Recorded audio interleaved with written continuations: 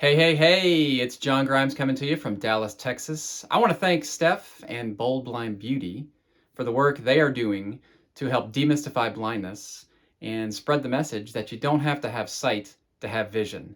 I'm truly honored and humbled to be considered a man in motion, and I'm excited about sharing my unique sight loss story, which for me really begins as an ordinary day in the spring semester of my sophomore year in college. I was 19 years old. Driving home from an intramural basketball game, I felt the familiar signs of a cold or something. So I stopped off and got some medicine, went back to my apartment, made a quick dinner, visited with my roommates, and I wasn't feeling any better. So I decided that the medicine and a good night's sleep was probably the best course of action. As a typical teenager, I was 10 feet tall and bulletproof. Nothing can phase me. I had never heard of meningitis, but overnight, meningitis changed my life forever. And I'm really one of the lucky ones because meningitis is a wicked and fast acting disease that can take the life of an otherwise healthy teen in as little as 24 hours. And although we can't control everything that happens to us in life, I do believe we make our own destinies. Over the next 7 days, I was in a coma in the hospital, unaware of anything around me. There was a myriad of miraculous events that occurred that allowed me to survive meningitis.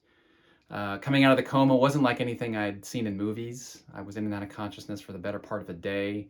I was confused, I was irritated, I didn't know where I was, why I was there, how I got there. There were tubes coming out of every opening in my body. There were beeping and pulsing machines. There were a constant stream of doctors, nurses, and therapists coming and going, poking and prodding. But the thing I remember most was a feeling of being disoriented by darkness. It was as though somebody had turned off the lights and I couldn't find the switch to turn them back on.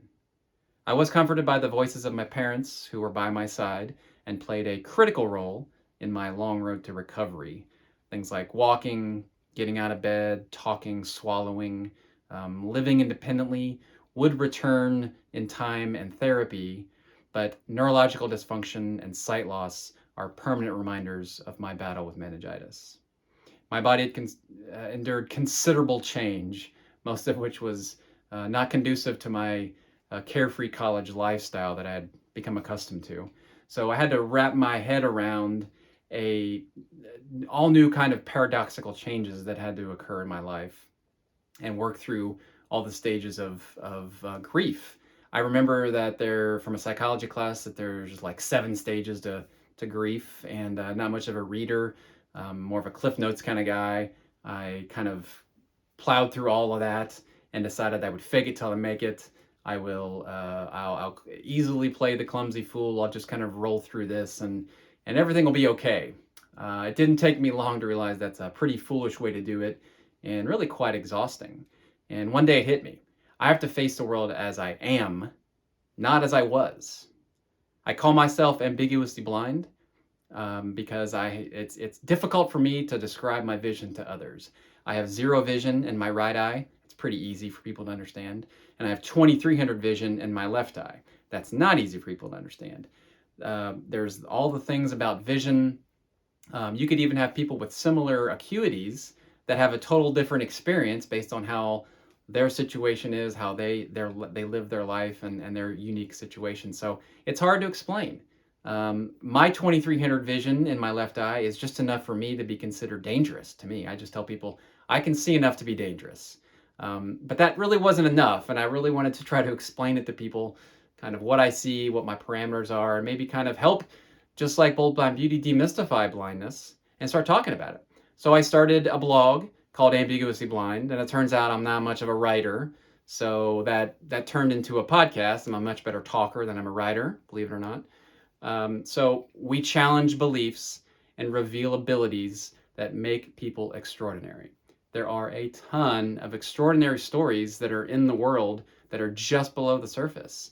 All you have to do is really just kind of look around, and there are all kinds of incredible and extraordinary stories, and most people want to share them.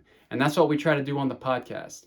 I've made a lot of incredible connections, and through those connections, through the episodes, I always am able to be inspired by what I hear, what people are able to do, And my hope is that the listeners feel the same way too. For me, I have a plan for great success and growth in the future. I've developed a motto of don't wait. It took me a while to kind of realize this, but the world isn't going to wait for me to develop. Um, I will not succeed until my desire to do so exceeds that of my disability. So I'm on a path to get out there and make things happen. I don't want to wait any longer. I don't think you should wait any longer. And as a matter of fact, why don't you come along with me? Let's get it together.